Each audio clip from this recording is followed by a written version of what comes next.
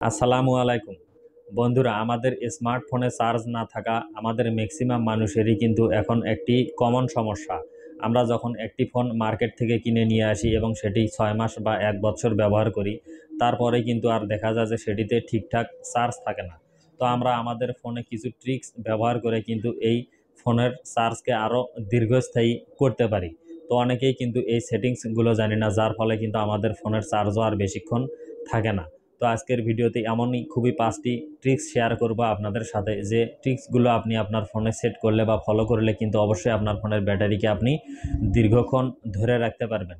চলুন মোবাইল স্ক্রিনে গিয়ে দেখে দিই এই ট্রিক্সগুলো কি কি এবং সেগুলোকে আপনি কিভাবে কোথায় সেট করে রাখবেন। প্রথম সেটিংসটি করার জন্য আপনি আপনার ফোনের যে সেটিংস অপশন রয়েছে সেই সেটিংসে যাবেন এবং নিচের দিকে স্ক্রল করলে দেখবেন যে গুগল নামে একটি অপশন, সেই গুগল অপশনে ক্লিক করবেন। গুগলে ক্লিক করে দেওয়ার পর উপরে ডান সাইডে দেখবেন যে একটি 3 ডট অপশন রয়েছে, আপনি সেই 3 ডট অপশনে ক্লিক করবেন এবং এখানে দেখুন ইউজ অ্যান্ড ডায়াগনস্টিক নামে একটি উপরে অপশন রয়েছে, সেটাতে ক্লিক করবেন।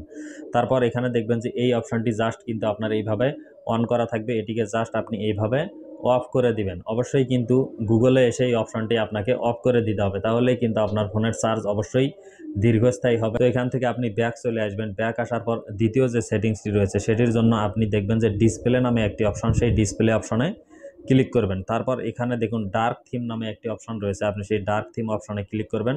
তাহলে কিন্তু আপনার ফোনটি একটু অন্ধকার হয়ে যাবে বা ডার্ক মোডে পরিণত হয়ে যাবে। এভাবেও কিন্তু আপনি আপনার ফোনের চার্জকে দীর্ঘস্থায়ী করতে পারেন। 3 নম্বর সেটিংসটি করার জন্য আপনি আপনার ফোনের যে গুগল প্লে স্টোর রয়েছে সেই প্লে স্টোরে যাবেন এবং উপরে ডান সাইডে যে আপনার ইমেলের প্রোফাইল পিকচার সেখানে ক্লিক করবেন এবং নিচে দেখুন সেটিংস রয়েছে, সেই সেটিংসে ক্লিক করবেন। তারপর উপরে দেখুন জেনারেল, সেই জেনারেল অপশনে ক্লিক করবেন। জেনারেল অপশনে ক্লিক করে দেওয়ার পর একটু নিচে গেলে দেখবেন যে নেটওয়ার্ক প্রিফারেন্স নামে একটি অপশন রয়েছে, সেই অপশনে ক্লিক করবেন এবং অটো আপডেট অ্যাপস নামে যে অপশনটি দেখতে পাচ্ছেন সেই অপশনটিতে যাওয়ার পর নিচে দেখুন ডোন্ট অটো আপডেট অ্যাপস, এই অপশনটিকে আপনি সিলেক্ট করে দিবেন। তার ফলে যেটি হবে সেটি হলো আপনার ফোনের যে অ্যাপসগুলো রয়েছে সেই অ্যাপসের যদি কোনো আপডেট চলে আসে সেটি কিন্তু আর নিজে থেকে আপডেট হতে পারবে না, আপনি যতক্ষণ সেটিকে আপডেট না করছেন।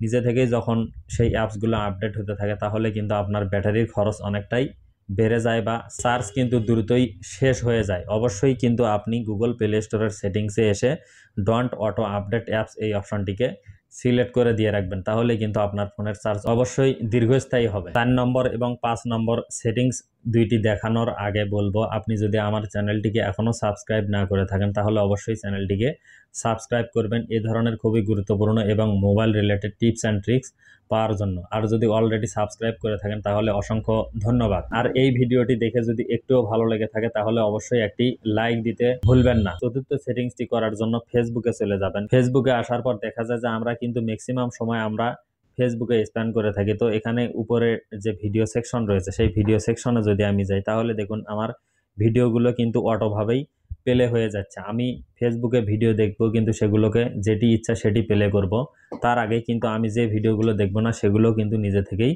প্লে হয়ে যাচ্ছে, যার ফলে কিন্তু আপনার ব্যাটারি খরচ অনেকটাই বেশি হয়ে যাচ্ছে। তো এটি বন্ধ করার জন্য উপরে ডান সাইডে দেখুন একটি 3 ডট অপশন, সেখানে ক্লিক করবেন এবং এই সেটিংস অপশনে ক্লিক করবেন। সেটিংসে ক্লিক করে দেওয়ার পর একটু নিচের দিকে গেলে দেখবেন যে মিডিয়া নামে একটি অপশন রয়েছে, আপনি সেই মিডিয়া অপশনে ক্লিক করবেন এবং এখানে দেখুন নেভার অটো প্লে ভিডিওস নামে একটি অপশন রয়েছে, সেই অপশনটিকে আপনি সিলেক্ট করে দিবেন। তার ফলে কিন্তু আপনার ওই ভিডিওগুলো আর ফেসবুকের ভিডিওগুলো কিন্তু আর নিজে থেকে প্লে হবে না, আপনি যতক্ষণ প্লে না করবেন। নিজে থেকে যখনই ভিডিও প্লে হচ্ছে আপনি না চাইতেই তখনই কিন্তু আপনার ব্যাটারির খরচ অনেকটাই বেশি হয়ে যাচ্ছে। অবশ্যই এখান থেকে নেভার অটো প্লে ভিডিওস এই অপশনটি ফেসবুকে এসে সিলেক্ট করে দিয়ে রাখবেন, তাহলেই কিন্তু আপনার ব্যাটারির খরচ অনেকটাই কমে যাবে। 5 নম্বর এবং সর্বশেষ সেটিংটি করার জন্য আপনি ইউটিউবে চলে আসবেন। ইউটিউবে আসার পর দেখবেন যে আপনার ইউটিউবের ভিডিওগুলো কিন্তু অটোভাবে অনেক সময় প্লে হতে থাকে। তো সেটি অটোভাবে প্লে হওয়া বন্ধ করার জন্য নিচে যে আপনার মেইলের প্রোফাইল পিকচার থাকবে, আপনার ক্ষেত্রে কিন্তু উপরে ডান সাইডেও থাকতে পারে, সেখানে ক্লিক করবেন। তারপর দেখুন একটি সেটিংস অপশন রয়েছে, সেই সেটিংস অপশনে ক্লিক করবেন এবং এখানে একটি অপশন দেখুন জেনারেল রয়েছে, সেই জেনারেল অপশনে ক্লিক করবেন।